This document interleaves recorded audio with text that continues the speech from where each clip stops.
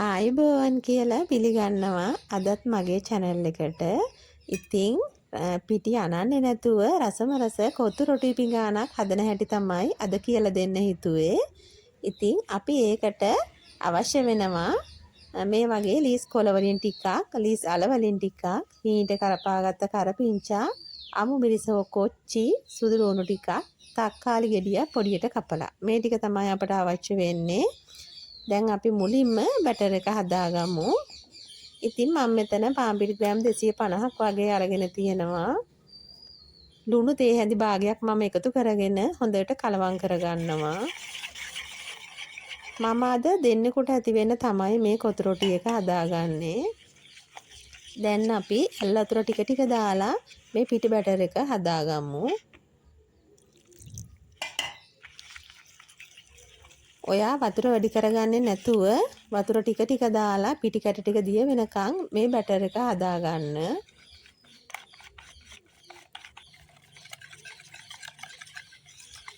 ඔයාට මම පදම පෙන්නන්නම්.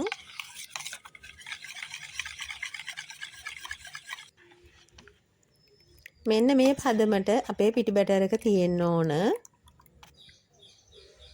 දැන් අපි පෑන් එක ලිපේ තියලා අපි රොටි ටික හදාගමු. මෙන්න මේ වගේ රවුමට ඔයා රොටි ටික හදාගන්න. ඔයාට කියන්න තියෙන විශේෂම දේ තමයි මේ රොටි එකම ප්‍රමාණයට හදාගන්න. එක පැත්තක් ටිකක් පිච්චුනාට පස්සේ අනිත් පැත්තත් හරව ගන්න. ගොඩාක් කර කරගන්නේ නැතුව ලා දුඹුරු පාටක් එද්දී රොටි ටික අයින් කරන්න.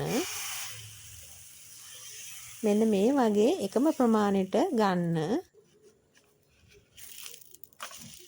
විනාඩියක් වගේ ගියාම අනිත් පැත්ත හරවලා ලිපෙන් අයින් කරගන්න.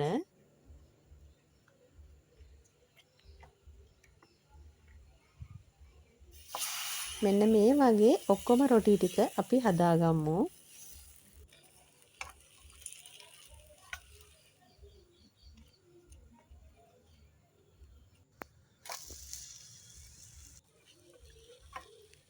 මම මේ පිටි ග්‍රෑම් 250න් රොටි ගෙඩි 12ක් වගේ හදාගත්තා. ඔන්න මම දැන් රොටි ටික හදාගෙන ඉවරයි. දැන් අපි මේක ටිකක් වෙලා නිවෙන්න තියමු. ඊට පස්සේ බෝඩ් එකක් අරගෙන මේ රොටි ටික එක උඩ එක හිටින්න තියාගමු.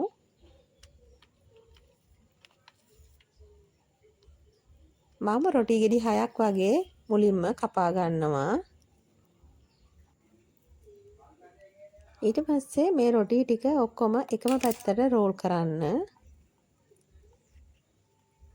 දැන් අපි පොඩි පොඩි කෑලි වලට කපා ගමු.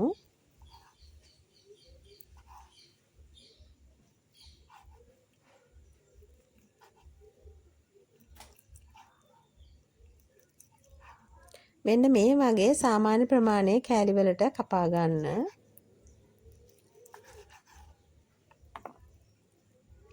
මම දෙපාරට තමයි රොටි 12 කපා ගත්තේ. දැන් ඔයා මේ වගේ කෑලි වෙන් කරගන්න. දිග කොටස් තියෙනවා නම් පොඩියට කඩලා මේ වගේ කොටස් වෙන් කරගන්න.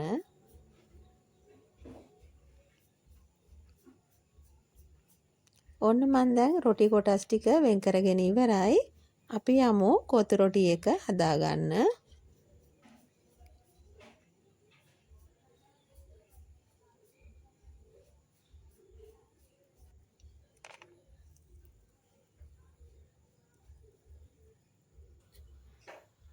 මම පෑන් එකක් ලිපේ තියලා ඒකට තෙල් මේස හැඳි දෙකක් එකතු කරගන්නවා. තෙල් ටික හොඳට රත් වීගෙන එද්දී සුදු ලුණු, හීනට ලියාගත්ත කරපිංචා, අමු මිරිස් හරි කොච්චි හරි ගන්න. මේ ටික හොඳට තෙල් එකේ බැදගමු. ඊට පස්සේ මම කැරට් ගෙඩියකින් භාගයක් එකතු කරගන්නවා. ඒ ටිකත් හොඳට කලවම් කරගමු. ඊට පස්සේ කෑලි මිරිස් හැඳි දෙකක්, ගම් මිරිස් හැඳි එකක් එකතු කරගෙන තක්කාලි චූටියට කපාගත්ත ගෙඩිය මේ වෙලාවේ මම එකතු කරගන්නවා. දැන් අපි ඒ ටිකත් තෙල් එකේ හොඳට බැදගමු. මම හීනට කපාගත්ත ගෝව ටිකක් තමයි එකතු කරගන්නේ.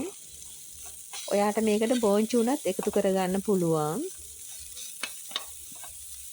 දැන් අපි සුවඳ එනකම් මේ ටික බෙදගමු. මම ලීස් අල වලින් ටිකක් තමයි දැන් එකතු කරේ. ඒ ටිකත් ඔයා හොඳට කලවම් කරගන්න.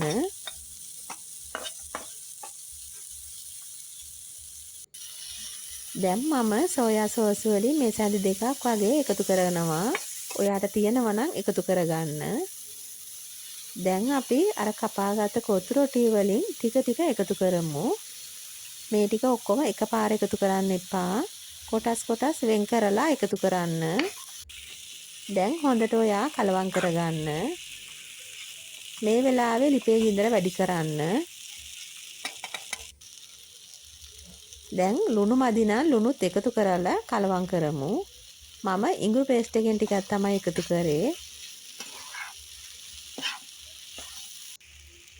දැන් මම අර කපාගත්ත ලීස් කොළ වලින් ටිකක් එකතු කරලා නැවත කලවම් කරගන්නවා. දැන් අපි චුට්ටක් මැද්දෙන් මේ වගේ ඉඩ හදාගමු. අපි එතනට බිත්තරයක් කඩලා එකතු කරගන්නවා. මේ බිත්තර එක කඩලා දාලා කලවම් කරන්න එපා. අපි වටේ තියෙන රොටි ටික මේ වගේ එකතු කරමු.